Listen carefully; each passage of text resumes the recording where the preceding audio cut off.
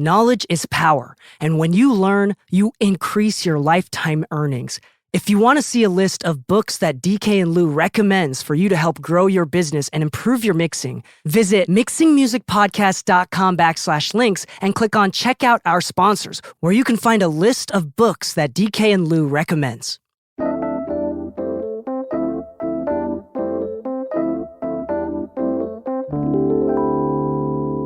One, two, three.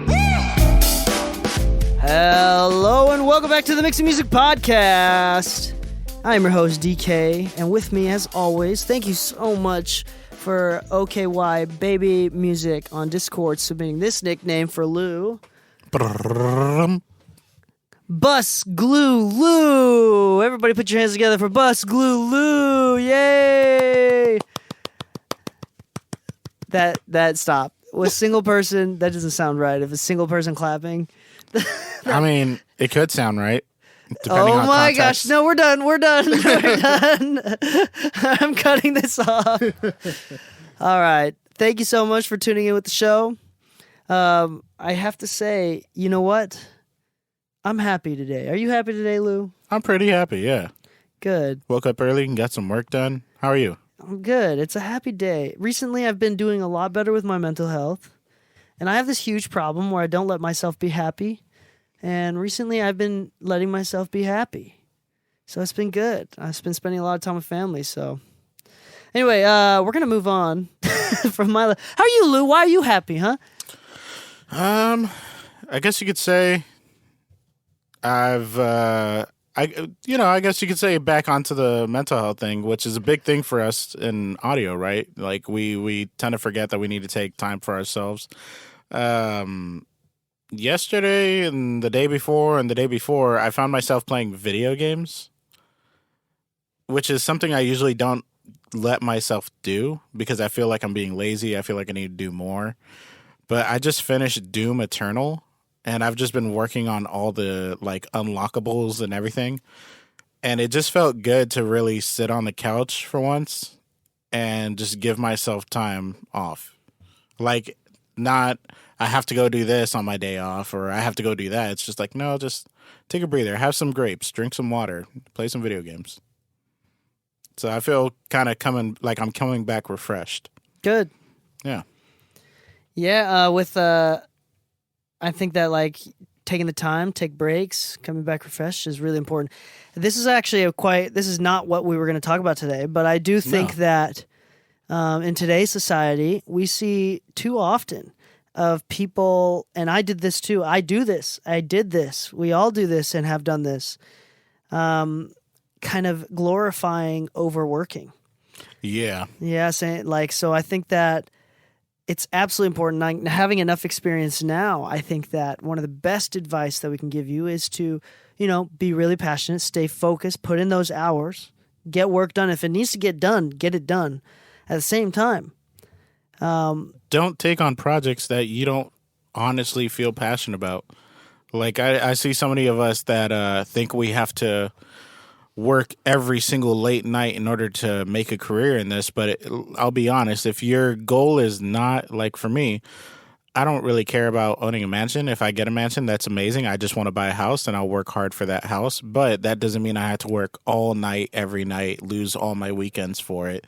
DK and I have talked about this. I know Bob has touched on it in the past with us, which is, setting boundaries. Like if you feel like you're being overworked and it's things you don't really enjoy, that's going to drain you a lot faster than just working late nights. So set some boundaries for yourself, enjoy yourself a little more in what you're doing. I think we're too far gone into this topic. We were going to do a different topic about EQ, but we're going to save that for next week. Let's go deeper into this topic because I think this is a very, very important topic that I think we're seeing a lot more content be made about it, a lot more progress be made, but I think that there's still a lot more progress to be made. I think this is the unfortunate thing of creative. So typically speaking, patterns of the pattern of the extrovert, which is most artists, right? So it's harder to be an artist if you're not an extrovert, or at least acting the role, playing the role. I'll raise my hand on that one. I'm an introvert for sure. So like this is a classic thing. Like you'll hear someone say an introvert wakes up energized, and by the time they go to the bed, they're exhausted. An extrovert will wake up exhausted, and by the time it's time to go to bed, they'll be energized, right? So I think that there's something about like for some people, many people, at least 50% of people on average, have a hard time going to bed or wanting to go to bed. They feel more productive at night and all that jazz. So, and this is also tied to creativity as well. Like creativity tends to be a little bit more studied to show activity at night. And unfortunately, you'll see this a lot in the music industry. And then obviously you'll see a lot of people, for example, Eminem is famous for working 9 to 5 and that's it. Right, he'll drop the session in the middle of the session if it hits 5, and go spend time with his family.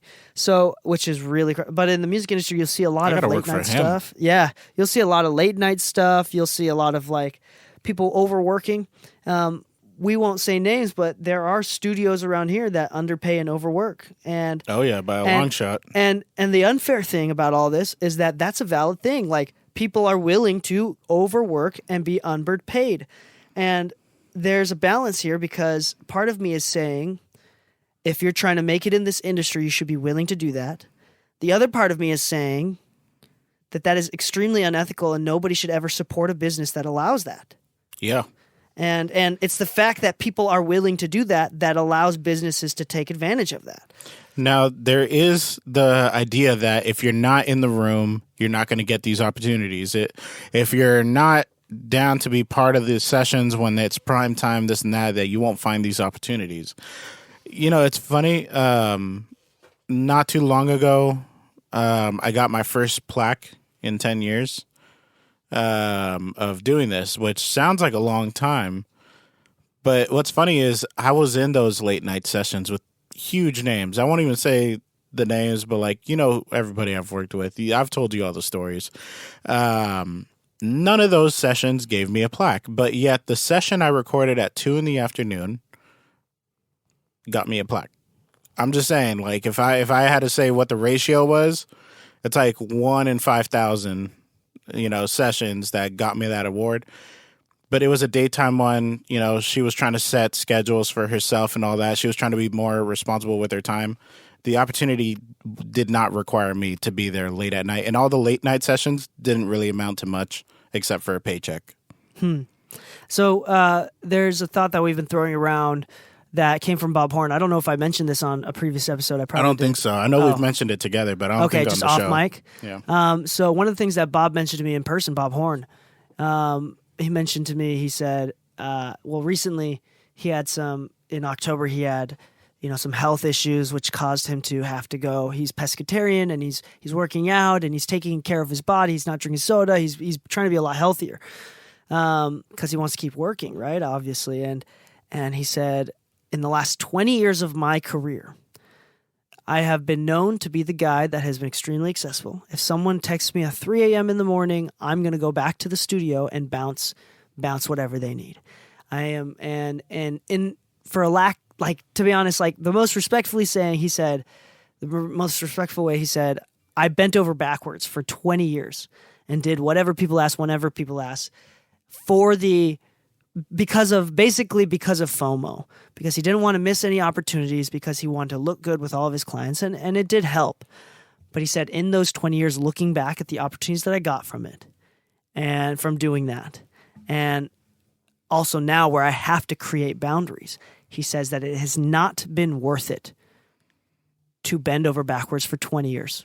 And he's got a Grammy, he's got a bunch of different plaques, a bunch of billboards and Billboard #1s and stuff. So like the dude is doing really well, but he says that he wishes since the beginning of his career, he always had boundaries and he never overworked himself or like did something that he didn't want to do. Like he says that it didn't pay off, which is incredible to me, because at the same time, I'm trying to think of a time where I bent over backwards for someone and it paid off. And there was a couple really cool sessions that I had because it was late at night. Maybe it's the pattern of the people that are very serious, treat the art very serious, and I don't know what it is. but at least off the top of my mind, I'm in the same boat. Like recently in the past year, I've really heavily created boundaries and I have increased my income. Yeah, I'd actually have to agree with that because, you know me, since we met, I was very Minutemen-like. You know, at the drop of a dime, I'd go. Now, since we started talking more, I started creating more boundaries, you know, that I stopped doing my late night sessions. I used to do a late night almost every other night when we first opened the studio together. Once the engineers started coming in, I still was kind of holding on to some of those sessions. But then I started getting tired. I started feeling really exhausted. And it felt really good to actually start letting some of those sessions go. And ever since I started realizing how good that was for me, I started setting that boundary into place after we started talking more about that. And I've actually noticed people will actually reach out to me more because I've become less available. Though the people that were booking me a lot when I was more available were interested in booking me all the time, it was always at night when nobody was available. Now that they see me more available during the day, they're like, hey, how about I catch you during the day? How about we end the session at 10? How about we end the session at 11? Their version of a late night with me nowadays doesn't go past midnight, which is amazing. That's my cutoff. I do not do anything past midnight. Exactly. And it's actually helped me out with my personal life. My fiance has noticed that Sundays have just become like our day. Like, we'll hang out on Saturdays, but if I have to go to the studio, you know, she'll come with me. And as long as she can come with me, she's cool with it. But Sundays, I had to do a master yesterday, and it was not as important as spending time and just having the day off, you know? I think this is... I'll do it later today. Yeah, there you go. This is this goes into a point that... So I'm one of the owners of this white glove marketing firm for podcasts based out of Salt Lake City. And the CEO, I'm one of 3 owners, and the CEO, who's not me, right? The CEO was very adamant about this with all of the other, you know, owners and the employees. Extremely strong about this because we were a marketing firm and we help with podcasts with these large companies. For example, the United Nations was our one of our clients at one point. And I think, I don't know if they still are, but they were at one point. And it was we do a lot of like heavy lifting market. These companies are putting substantial amount of money into our company, into our services. And when this happened, oftentimes something would go awry, or they think something would go awry, and they would email and call and be really stressed out, like, what's going on? Most of the time it was their misunderstanding, obviously, because we kind of have a system going. We weren't bad at what we did, to say the least. The CEO, every meeting, every time, continued to reinforce, if a client calls you or emails you after hours during the week or on a weekend, you are not allowed to respond or call them back. You are not allowed to. And he made it very clear that the things that these clients claim as emergency are not emergencies if you give them 24 hours. Like, they're not so much of an emergency that anybody has to come back to the office to get it done. Yeah. And we never lost a client over that. Over the fact that we couldn't, like, if they had an issue Friday night, like, sucks. Come back Monday morning. And this proves our point where, like, you've called the DMV before, or the post office, or something absolutely. where they're not open on the weekends. And you're like, oh, crap, that's right. It's Friday evening, and they're not going to be open for the next few days. You don't really fuss about it because you already know Maybe that. for like 30 seconds, you're like, oh, that's so annoying. And then you call Monday morning. And the funny thing is, you say it's so annoying. Like, I gotta update my passport. It expired. The most annoying part about it is that I had to go to the post office with an appointment. The most amazing thing of it is that, unlike the DMV, that appointment will not require me to sit there for 2-3 hours just waiting for a ticket. Now, that's annoying. So I really don't mind the weekends off as long as I can actually say, hey, can I set an appointment? Which is why I really like Bob's method of setting scheduled mixes. Yeah. Like, instead of having just a deadline, he's like, we're going to mix it on this day. This is when I can take care of it. Does that work for you? He kind of, like, he says he does the one mix a day type thing. And I did that. Yeah. I do that a little bit as well. Like a combination of to-dos. So I think the one thing that I want to recognize, and I think we're neglecting a little bit here, is the idea that this idea of taking breaks and being picky and setting up boundaries, some people that are listening right now might say that it doesn't really, work for their world because they're open. Some people are open all day and are struggling to find clients. Well, and it is true that what we're talking about is coming from the perspective of constantly busy professionals, right? I can see that, yeah. So in the sense, I still think that it's important for non-professionals, for hobbyists, or trying to be professionals to set up boundaries from the beginning, because you're going to eventually, if you keep working at it, you're eventually going to find clients anyway. But as Jordan Peterson says in his book, you never want to raise a child, or in this case, your company, right? You never want to raise a child that you end up hating. Yeah. So if you, from the beginning, are accepting clients that you do not like, and you build this business, you get more and more clients, this word of mouth spreads, and all of a sudden you're making a lot more money. But it's word of mouth from the clients you don't like, which is bringing more clients that you don't like. So exactly, like if you really like country music, and you keep saying yes to hip-hop artists because you need the money, it might be good as a Band-Aid, a temporary Band-Aid. Yeah. That's not going to be good for your mental health. If you're trying to market yourself as a country producer and all you're recording is trap music, what marketing material do you have that's actually going to build leverage in the future anyways? Yeah, so... Like, you have a paycheck to show. You show that you have this, but maybe you could work with Nelly? Yeah, it's like this boundaries thing is very important for progression. All levels.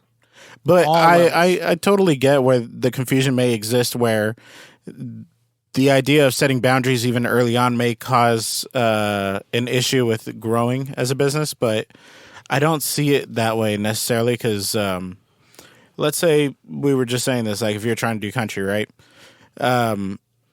Starting out, one of my biggest issues was that I wanted to work on R&B and things of that nature. So when rappers would hit me up, I didn't really have rap references, and it didn't really bother me that I didn't have rap references because I didn't really want to work on rap as much as I wanted to work on R&B.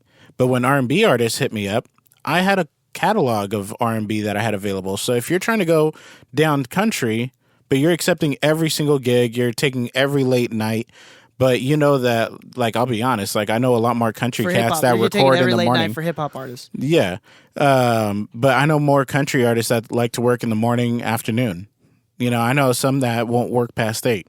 Yeah. I'm not saying that about all of them, but I put my kids to bed at 7. Yeah, exactly. Night. So it's like, realistically speaking, like, I actually really appreciate my daytime clients. And if you're trying to have daytime clients, if you're trying to work with the genre that primarily works throughout the day, taking on the late night sessions is going to make you groggy, foggy headed, unprepared, no matter how much you prepare the next night because you didn't get a good night's sleep. If anything, did you get any sleep? Because I'll be honest, I've taken on sessions I didn't want to be a part of that were 13, 14, 15, 16 hours long and regretted it right after. And I've always told people, I don't really care about how much I make necessarily. I just don't want to regret the money. Let's talk about sleep in a second, because I think that that's a very important last topic to touch up on. But real briefly, I wanted to kind of go back into the balance of setting up boundaries and being willing to say no, and the balance of being willing to do what you can, right? Being willing to do anything. And I think that this is a heavy balance here. The one thing that I want to be absolutely clear on is, as we already discussed, if you're doing things that make you unhappy from the beginning, it's not going to make you happier later. So saying no to... And the biggest thing that I think people have an issue is, especially when... Okay, I'm going to... let me backtrack a little bit. Okay. If you're hungry for money, you're broke, you have reason to do... And this is actually a good reason why it's good to have a day job or a part-time job that supports your rent. Because if you have a sufficient way to make money outside of music, then you have a lot more bravery. You're able to take on. You're able to be a lot more choosy with who you work with.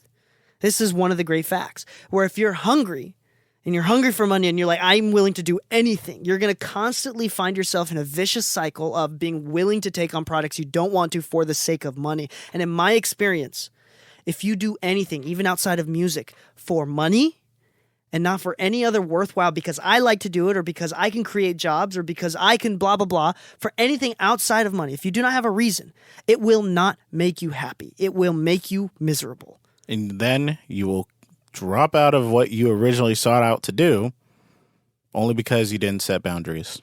Yeah, so I think that, it's important to say that you should set boundaries and you should take on what you can.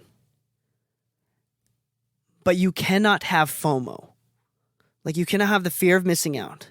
You have to be willing to be okay with you saying no to someone or someone saying no to you.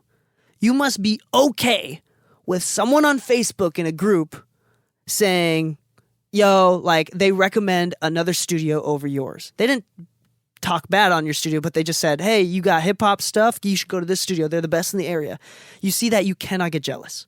Like, absolutely. Like, you have to be open-minded and realize that you're looking for clients that are probably going to come to you. You're not trying to convert clients. We were talking about this with marketing today.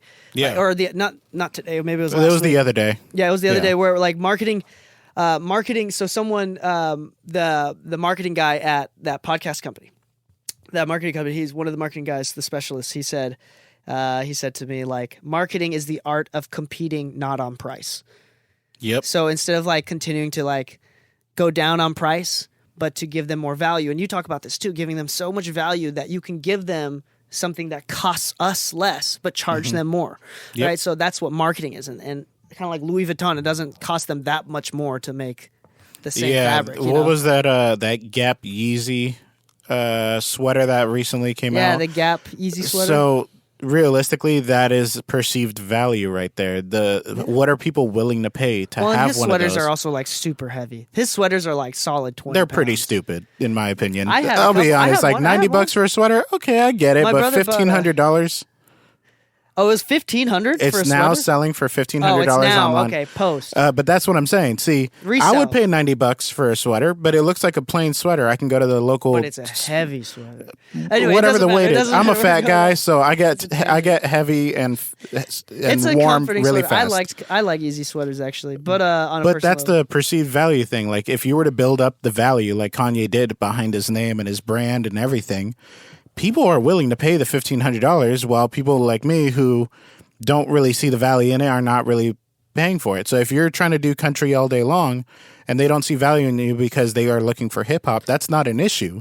That is not your client. Yeah. That is not who you're trying to market to. So backing track to, like, the mental health. If this was an episode about business, then I would say you have to pay super strong attention to the marketplace and see what people are charging in your area for what kind of work, and you have to relatively compete. But because this is the mental health episode, I would also say it's very important to rationalize. You can charge whatever the heck you want, regardless of what's around you. And it is more important to maintain your mental health. For example, if you are not able to take on projects for, let's say, a couple $100, like, if you had a couple $100, you'd be happy. Even if they asked for 100 revisions, you'd be like, okay, it's worth it because they paid me a decent amount. Maybe not a couple hundred, but, like, they're regular high maintenance kind of clientele. Mm-hmm. Did you charge enough? Because at the end of the day, that's what's important. I think. Are you going to regret the money, or are you satisfied? Exactly. So I think it's better to lose clients that are not willing to pay your price. And here's one better. You know what I've recently been doing? And I think a lot of people can do this too, is to kind of take the managerial route.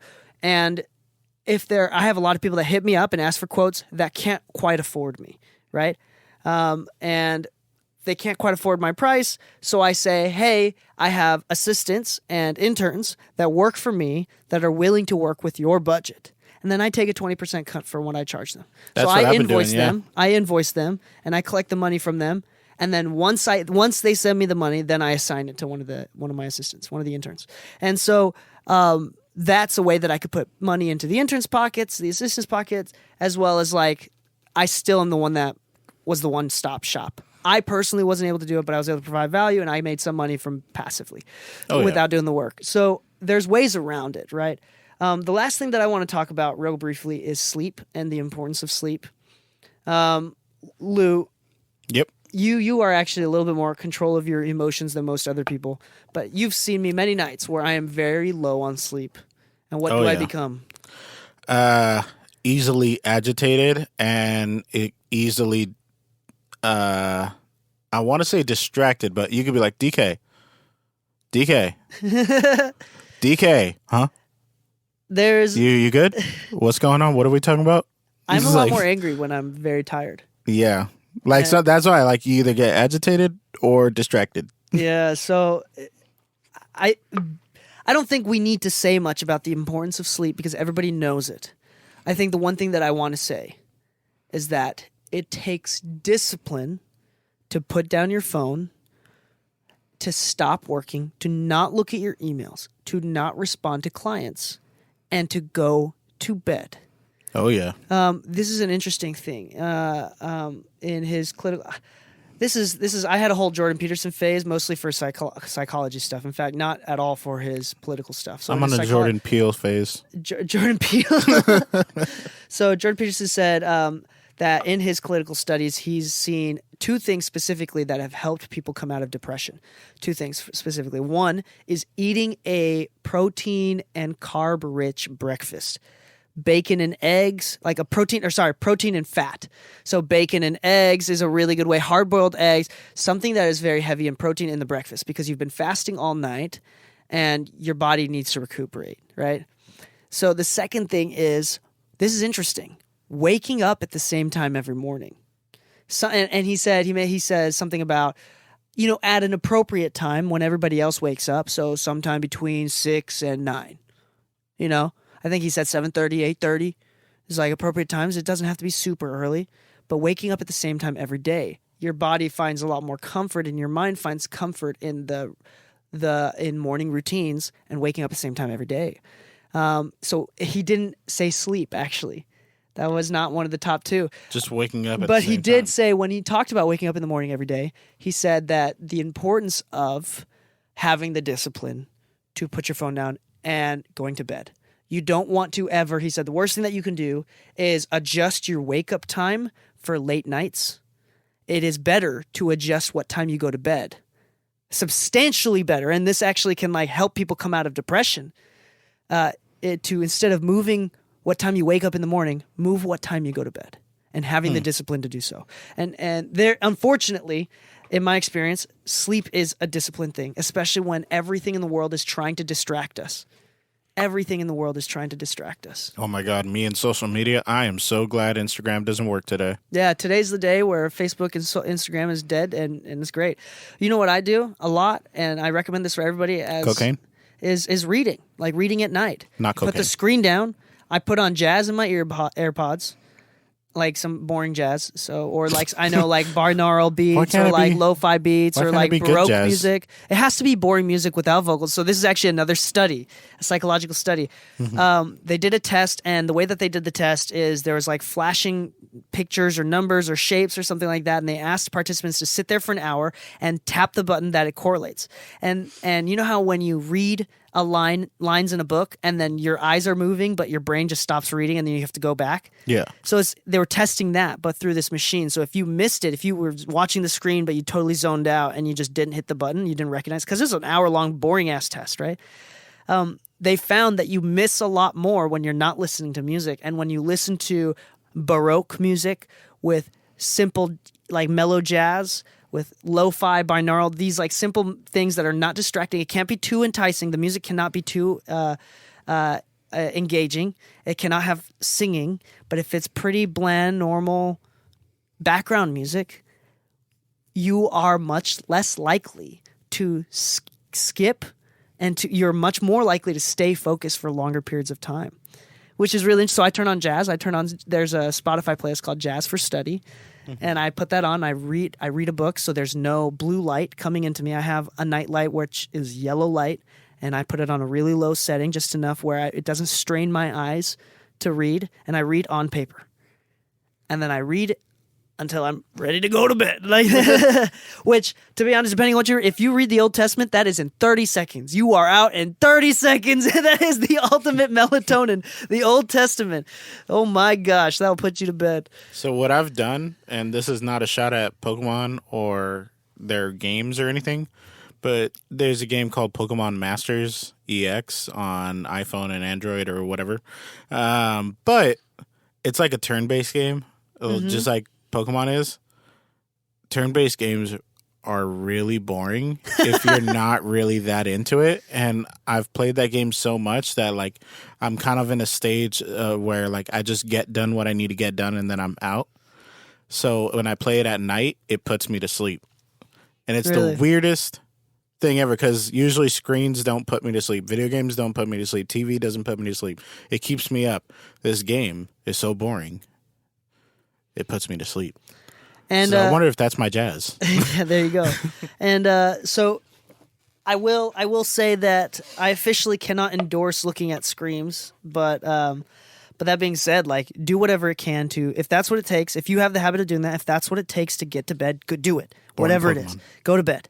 And the last thing is, this is coming from one of my friend's therapist who said this to him. My friend, and I think many musicians and many people listening to this podcast will be struggling with this, is they have some sort of insomnia or they have a hard time like not being able to let go of screens. They just keep staying up late. Next thing you know, you're waking up at 3 in the morning every day, 3 in the afternoon every day. You're now waking up at 3 in the afternoon. Your sleep schedule is effed. And it's to the point now where you're unhappy. It's making you depressed because it's so unregulated. This is coming from one of my friend's therapists. The therapist recommended him to skip a day. Just skip. So if you wake up at 3 or 6 in the afternoon or in the evening, don't go to bed at night. Don't even try. Then skip the day and go to bed at like 9 p.m.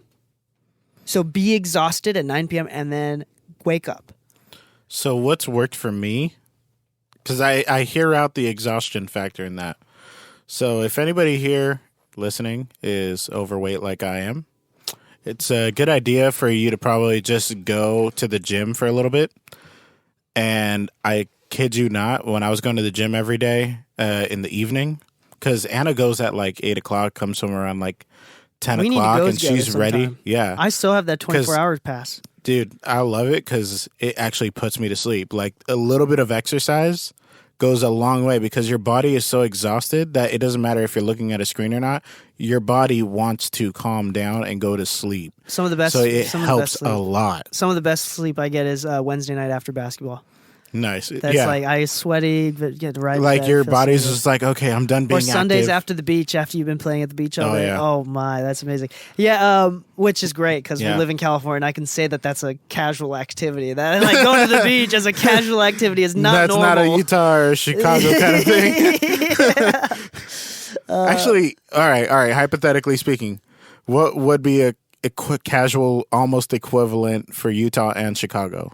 Skateboarding for Chicago? Going to hike. Go on a hike. Gotcha. In Utah, Utah's got really, really good hiking locations. Oh yeah, Yeah. There's hiking spots everywhere. In Chicago, what would it be? Going on a bike ride? I don't know.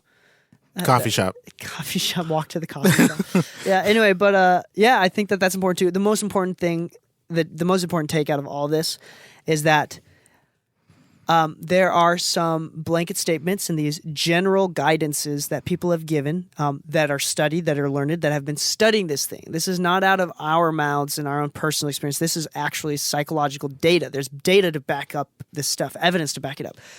But that being said, everybody's body and minds are totally different. Oh, yeah. I am not the serial killer that this other dude was.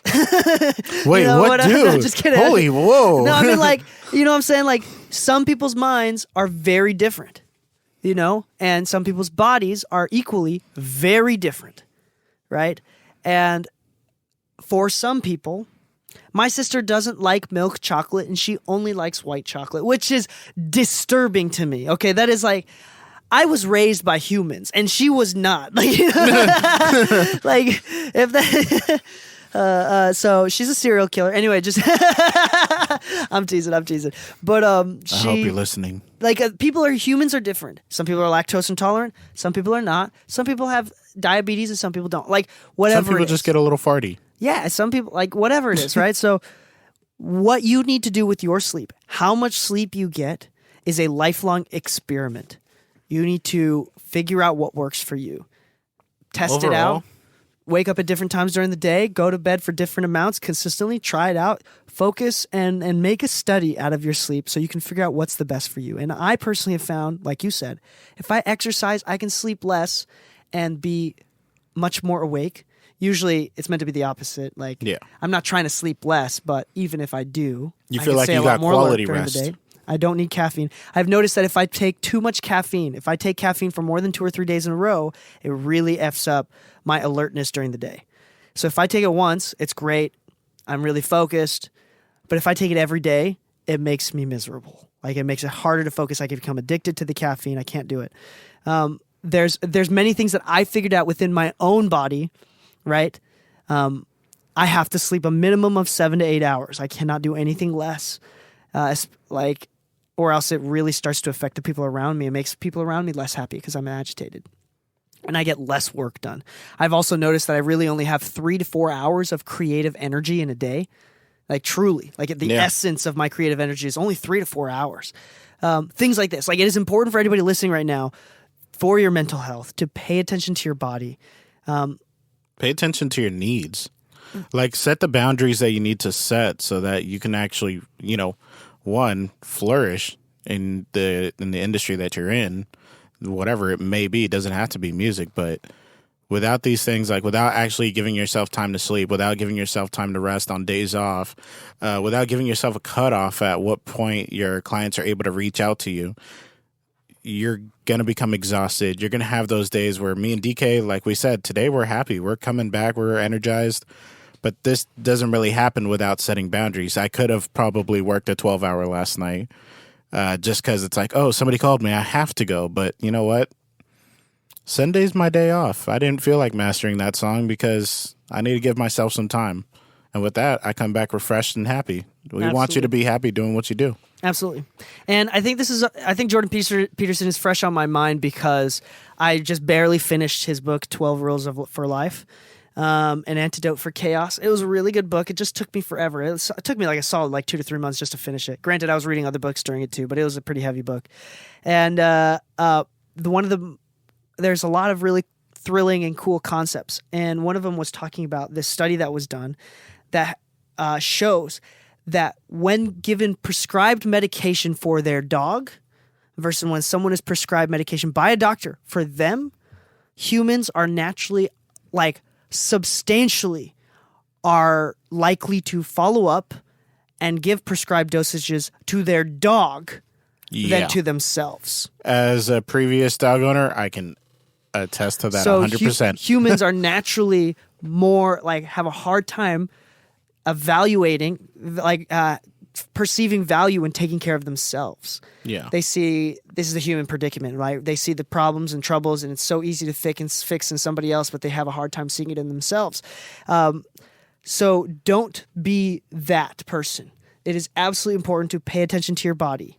And just like you take care, I know you're sitting right here, Kevin, and you're listening to this podcast, and you're struggling a lot because you care more about other people than you do for yourself. We love you, or Kevin. You, Sarah, or for you, John, or whoever you, Sarah, a random person is listening to this. I love you, random person listening to this. Yeah, and you care too much about other people. You're sacrificing, sometimes you sacrifice a little bit too much at the expense of your own happiness. And I'm here to tell you right now, although that is good, but you cannot make other people's happy if you're not happy yourself, and you need to take care of yourself. You need to, whatever the prescription is that you've given yourself or that the doctor has given you, you have to take care of yourself. Even though it's tempting and easier to take care of someone else, you must take care of yourself. And I think that's a good place to end it. I think so. Really quickly, we want to bring up our sponsor for the podcast. We really, really love them, and we're really proud to be working with them. Thank you so much for sponsoring the show, iZotope. iZotope is mixing, mastering, production, dialogue editing, all that software for audio and audio tools, and they are absolutely amazing. Love them. Lou and I use them for every mix and master. Lou has been doing a lot of mastering recently and is kind of transitioning into a mastering engineer. And iZotope has been amazing for both of us. So if you would like 10% off of your next iZotope purchase or a free trial to their monthly bundle subscriptions, which is all of their plugins, which is what I have, right? I think we both have that, actually. Oh, yeah. It is iZotope.com/MM podcast. One more time, that's iZotope.com/MM podcast to claim that. So on that note, happy mixing, my friends, and stay saucy. 1, 2, 3.